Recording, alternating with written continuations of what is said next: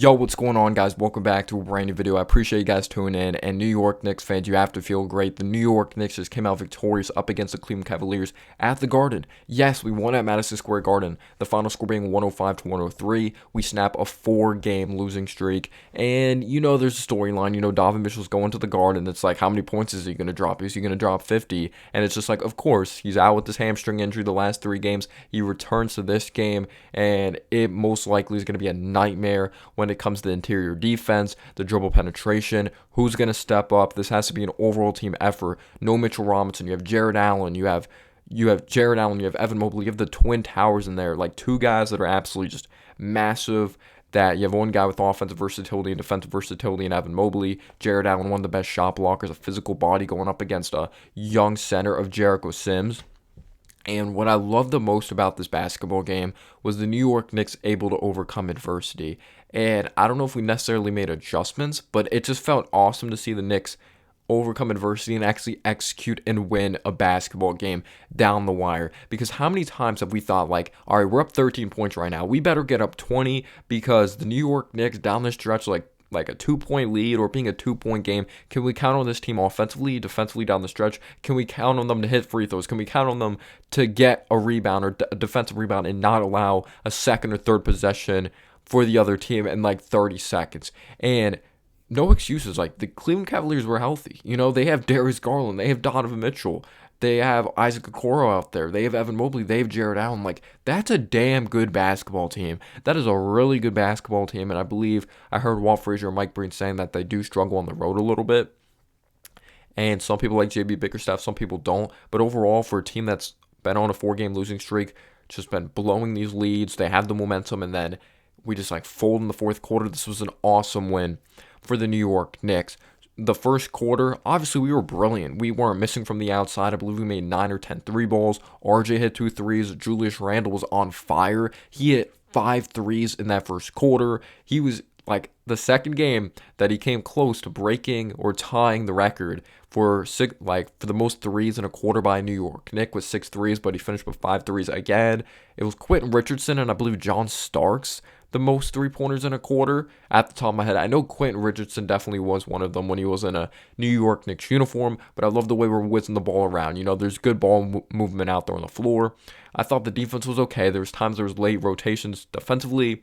Jericho Sims obviously got off to a bad start in this game, just dealing with a very physical guy, Jared Allen. I know Jericho Sims is very strong as well, but he's still a young player, so from a discipline standpoint, he definitely did fall for some pump fakes out there on the floor. Like Jared Allen absolutely dominated him, or he just dominated whatever personnel was out there on the floor. He had a double-double. I believe he had 20 points in this basketball game. It was one of the main bright spots, especially in that first half, because Donovan Mitchell, I believe, only had 7 points at halftime. We really forced Donovan Mitchell to take some very difficult shots. But yeah, Julius Randle's playing well.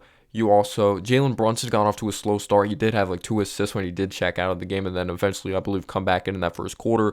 But I was like, we're going to need more from Jalen Brunson when it comes to scoring the basketball. We need him in a rhythm, especially down the stretch in this game.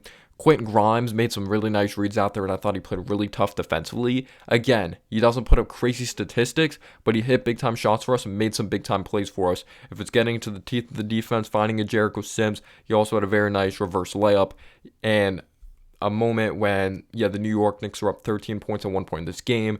The Cleveland Cavaliers were starting to take over that third quarter because when it came to that second quarter, it looked ugly. Like, we got off to a very nice start. You had Obi Toppin, who hit a couple threes in this basketball game. Quickly found him leaking out. Like, he played really well in that fourth quarter as well, or the fourth quarter, you could say.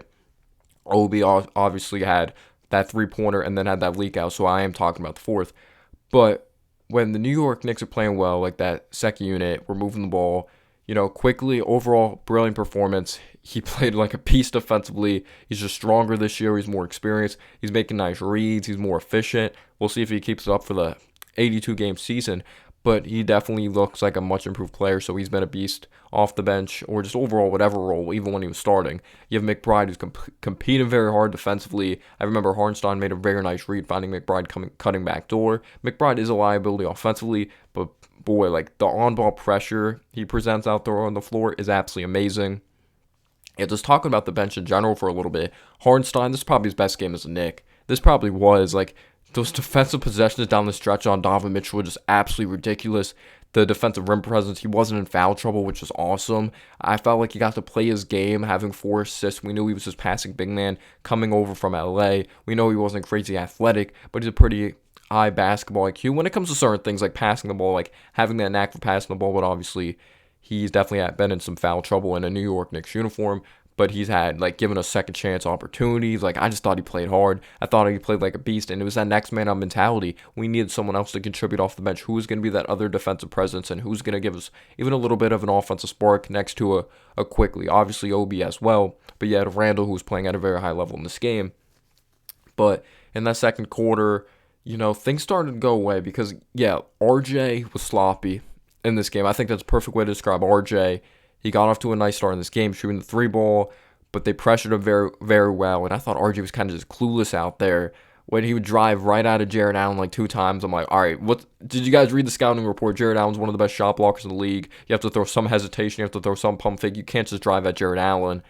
He also airballed a huge 3 in the fourth quarter, which was just absolutely bad. And it was really frustrating to see that. He missed a free throw. Thought he allowed some dribble penetration. He was sloppy with the basketball. Like, his handle was just awful. He didn't play well. He didn't. To be completely real with you guys, when I watched RJ Barrett out there on the floor, and then Brunson wasn't in an offensive groove. Randall started to go away in that second quarter. The Cleveland Cavaliers started to go on a run. So it went from like a 13-point lead to we were only up 3 when it came to halftime. And it wasn't even just like the defense was fine, in my opinion, in that second quarter. Yes, they were able to get theirs.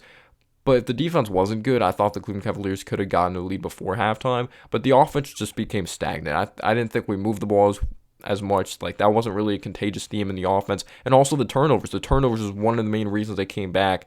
That just like back-to-back turnovers or just careless passes with the basketball. There was times I'm like, there's not enough juice behind that pass, which really allowed the Cleveland Cavaliers to get back in the basketball game and really give them life. It wasn't a crazy performance by Donovan Mitchell in the first half. Obviously ended up being brilliant in that second half, but wasn't brilliant enough. Obviously, we're going to be getting into that fourth quarter, but it's pretty much a Jared Allen show. Evan Mobley had some nice moments as well. Garland, you could say, had some decent moments in that first half, but it was just awesome seeing the Knicks overcome adversity for once, because in that third quarter, so up 3 when it comes to halftime.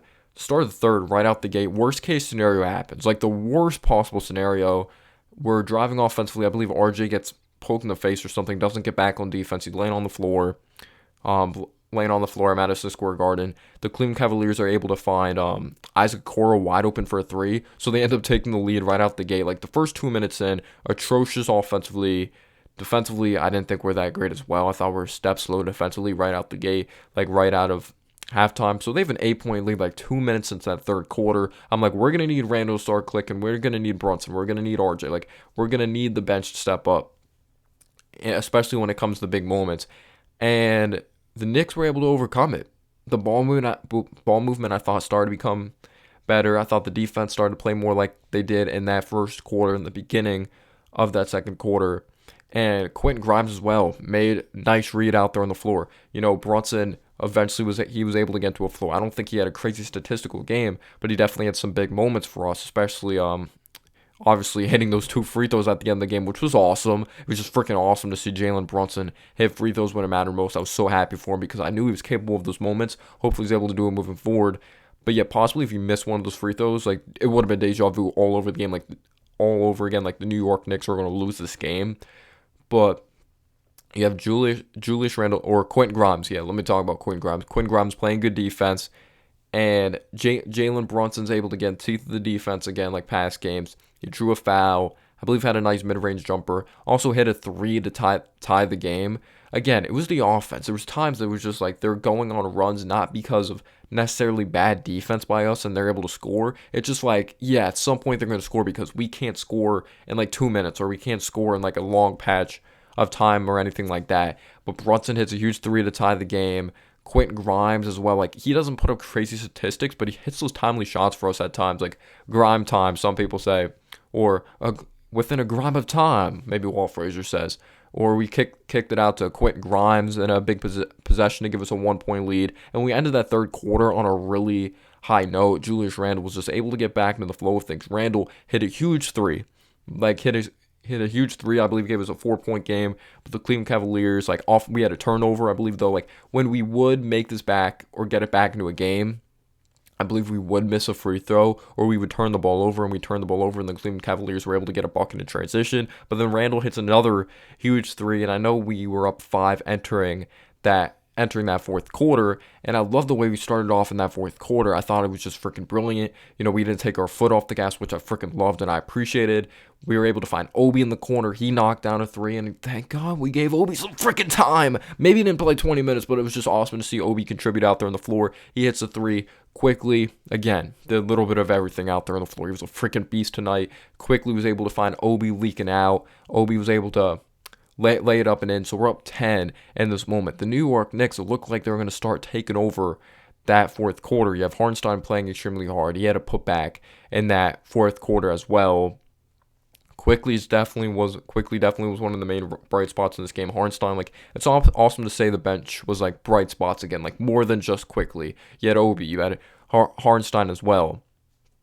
But at some point, like, even with the New York Knicks going on a run, when it was in double digits, like Donovan Mitchell, he eventually did take over a little bit in that fourth quarter.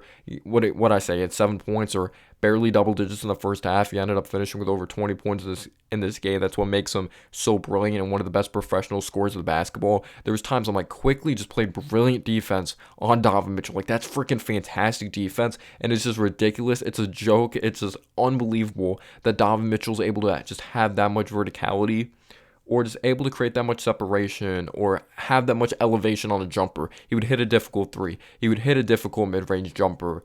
And what I loved, again, Knicks overcoming adversity.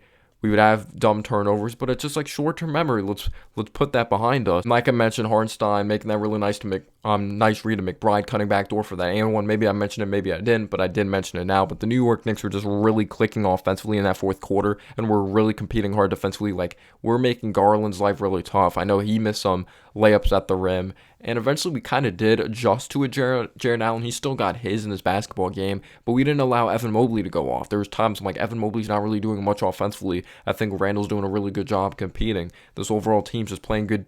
Like, maybe you could say there wasn't a crazy, like, individual one-on-one defensive performance, but I love the Knicks that they played defensive, like, team basketball, which I do think the New York Knicks need to continue to do. But Randall did have a costly turnover in this game in that fourth quarter. I know, Mitchell hit that huge three as well to cut it to a 2-point game. And I thought the New York Knicks started to go back to what wasn't working. They're over dribbling, which I just wasn't a fan of at all. And it just started to become really scary. But the New York Knicks were able to get timely buckets. We were able to overcome adversity. Julius Randle had a huge offensive board. Like, he's just fighting in the interior, and he's able to put it up and in. He's able to adjust to the Cleveland Cavaliers, like, chasing them off the three-point line, get into the teeth of the defense.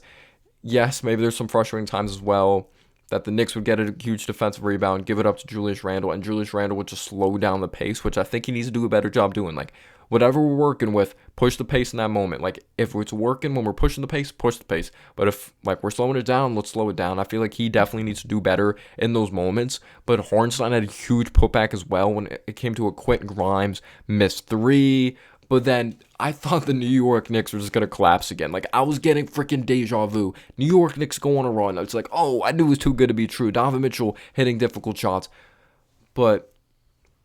And when I believe this was one of the biggest plays of the game, when Darius Garland went to the free throw line, he made the first free throw, and he missed the second one. They get an offensive rebound. They get like a million offensive rebounds. Like, they don't execute the first time, miss shot. They get another one. And sometimes we just have unlucky bounces when it comes to offensive rebounds, but Evan Mobley's able to put it up and in. It's a 2-point game. I'm like, why do we have just like the worst luck when it comes to crashing the glass at the end of games? Can we put a body on someone, or can the rim just actually go in our favor sometimes? It just seems like we have such bad luck.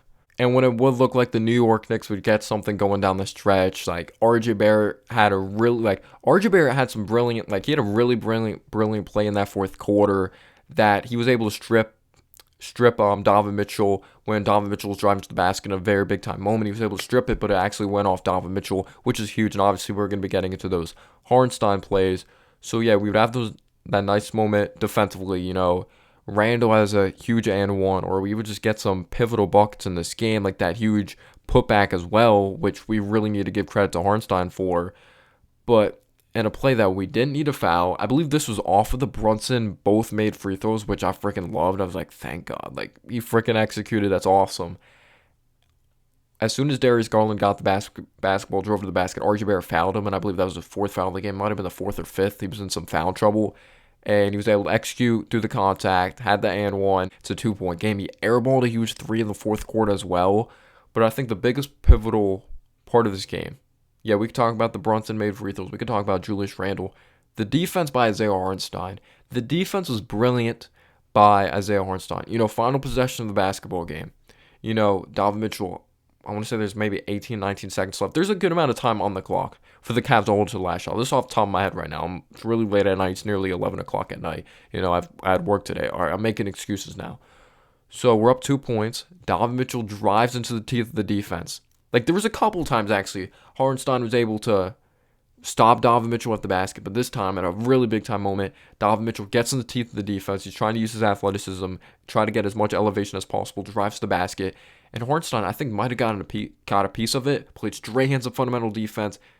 Barely hit the rim. Fantastic defensive possession. But it's the New York Knicks. Offensive rebound. I believe Donovan Mitchell still got the offensive rebound somehow. Found Evan Mobley for a turnaround mid-range jumper, but it was fantastic defense by Quentin Grimes. Did not go in. RJ Barrett got the defensive rebound, and the New York Knicks ended up winning. But I think we need to do a better job not turn over the basketball in the fourth quarter. Randall had some huge buckets, but you can't turn over the ball like that in the fourth quarter. Sometimes you just carry the ball like it was a loaf of bread, or dribble the ball like it was a loaf of bread. Like, we need to do a better job taking care of the ball. RJ's handle needs to be better. Make free throws maybe earlier in the game, but it was awesome to see Brunson make the free throws. Don't commit stupid fouls. But just like, what a game. Just going through the notes here. My gosh. Like, what a game this was. Oh my gosh, yeah. Just the blocks on Donovan. Felt good. There's going to be so much crap if Donovan Mitchell beat us at the Garden. But obviously, he also went down with some type of injury in that fourth quarter. He was laying on the floor after the final shot. Hopefully he didn't aggravate his hamstring. He was out the last 3 games because of the hamstring. Hopefully it was just a cramp and he's all good. New York Knicks win. Great win. Let me know down below your thoughts. Peace out, y'all.